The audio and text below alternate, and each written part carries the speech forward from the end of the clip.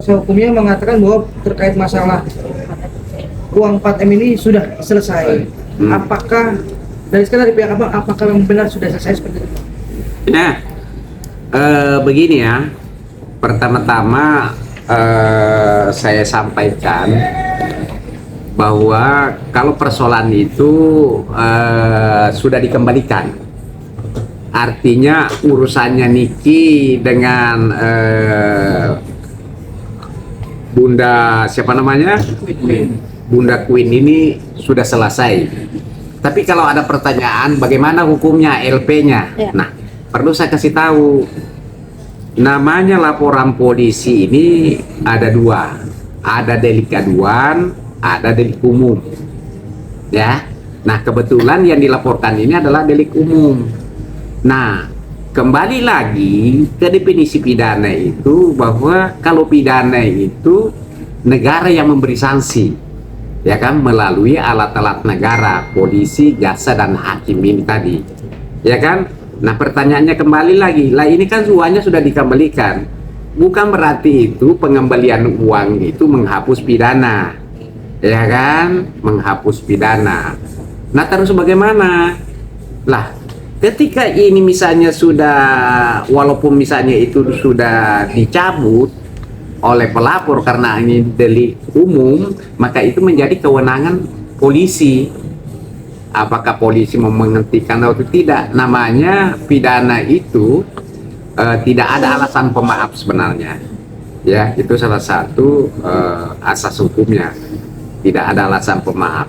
Nah, kalau polisinya mau lanjutkan, ya kembali ke polisinya. Kalau polisinya misalnya, ya sudahlah, karena sudah pihak yang dirugikan sudah selesai, sudah kita close, tutup kasusnya. Nah, beda hanya kalau delik aduan. Ketika itu delik aduan itu sudah dicabut, maka penyidik tidak lagi punya kewenangan untuk melanjutkan itu. Seperti itu ya. Berarti dalam artian di sini adalah dari pihak abang sudah mencabut, tapi ya nggak tahu ya kalau polisi mau melanjutkan, masih melihat ada memang harus bisa dilanjutkan seperti itu, bang? Ya, itu kewenangan negara melalui polisi karena ini adalah delik umum, bukan delik aduan ya. Nah, kalau delik umum itu artinya itu kembali kewenangan negara. Namanya kewenangan, ya terserah negara lah. Mau hentikan. Tapi yang jelas saya pertegas bahwa hubungan Niki dengan pihak Bunda Queen ini atau Mr. A ini sudah clear. Kenapa? Karena uangnya Niki sudah dikembalikan, sudah selesai. Tapi persoalan hukumnya bisa ditanyakan langsung ke penyidiknya, karena itu adalah menjadi kewenangan negara, karena ini bukan delik aduan, ya seperti itu. Oke, Bang Adi, awal mula pihak Bunda Queen ini menghubungi abang dan kronologinya gimana sih, Bang? Awalnya mereka untuk menginginkan untuk selesai gitu, Bang? Nah, begini saya lihat ya, sebentar. Kayaknya ini yang harus saya hati-hati ngomongnya ya. Jadi gini, Yamin, saya, ya sama-sama adalah penegak hukum atau pengacara. Nah, pengacara itu bukan bertindak untuk dirinya sendiri, bertindak untuk dan atas nama klien. Kedua, nah dalam pembelaan itu yang kita bela bukan kesalahan, tapi hak hukum namanya, hak hukum. Nah, tentu dalam melakukan pembelaan itu, tentu kan kita harus mendapatkan namanya kronologi, ya, atau biasa disebut peristiwa hukumnya. Nah, tentu kan peristiwa hukum ini kita dapat dari klien, atau begitupun juga Pak Yamin, dia dapat dari kliennya. Pertanyaannya, apakah klien ini menyampaikan sesuai dengan fakta yang sebenar-benarnya? Ya, oleh karena itu, selaku pengacara itu sebenarnya harus benar-benar setengah memaksa ya klien ya, bahwa harus berkata jujur.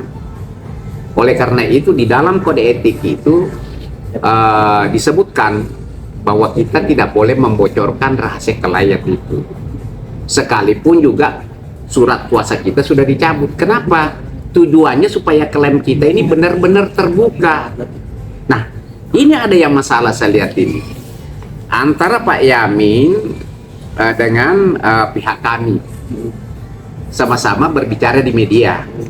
Tapi apa yang disampaikan Pak Yamin ini yang dipaparkan itu beda dengan kami. Ya, kronologi yang kami dapat dari klien kami beda kronologi yang didapat Pak Yamin dari kliennya, ya kan? Sehingga ada perbedaan di situ. Nah, disinilah timbul masalah, di mana Pak Yamin ini berteriak-teriak bahwa tidak seperti itu. Apa yang ada di media sosial itu disampaikan oleh pihak sebelah itu 75-80% semuanya bohong, kan begitu ya? Sampai keluar kata-kata yang mungkin tidak mengenakan, ya, misalnya dokter goblok, dokter hukum goblok, tidak punya otak, dan lain-lain sebagainya. Itu sangat disayangkan, ya, sangat disayangkan. Saya itu sangat bernanya begini, saya sangat berharap bahwa semua teman-teman para pengacara di Republik ini lah ya, benar-benar memahami itu apa itu kode etik. Jangan sampai kita ini mengaku-ngaku penegak hukum, ya, punya label pekerjaan yang mulia, tapi di mata masyarakat kita ini adalah keranjang sampah. Kenapa alasannya? Ya, kalian tahu di sana itu sesama pengacara saja tidak saling menghormati, apalagi masyarakat. Ya kan, ada yang pernah bilang punya otak lah dan lain sebagainya. Itu kan hal-hal yang dilarang itu, ya.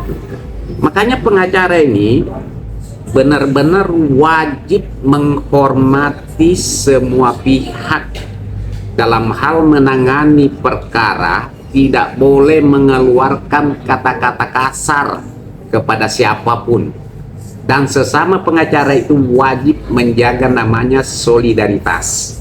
Tapi apa yang disampaikan Pak Yamin dan lain sebagainya, membuka aibnya Pak Usman dan lain, ini kalau menurut saya kita maklumi adik-adik ini sebenarnya, tapi kan ya, kalau persoalan mungkin belajar hukum, teori hukum, analisis hukum, ya kan, atau menemukan hukum baru, itu sah-sah saja. Tapi yang penting, yang terpenting dalam berpraktek ini adalah etika dan adab.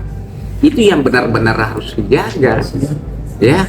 Karena bagaimanapun juga kita ini adalah penegak hukum yang sangat dibutuhkan oleh masyarakat. Jangankan masyarakat membutuhkan, kita lihat aja buktinya.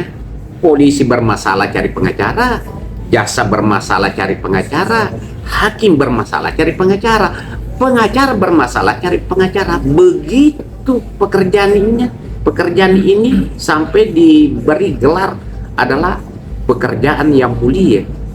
Coba. Nah, tapi ketika kita ini tidak saling lagi menghormati, maka di mata masyarakat pengacara ini adalah keranjang sampah.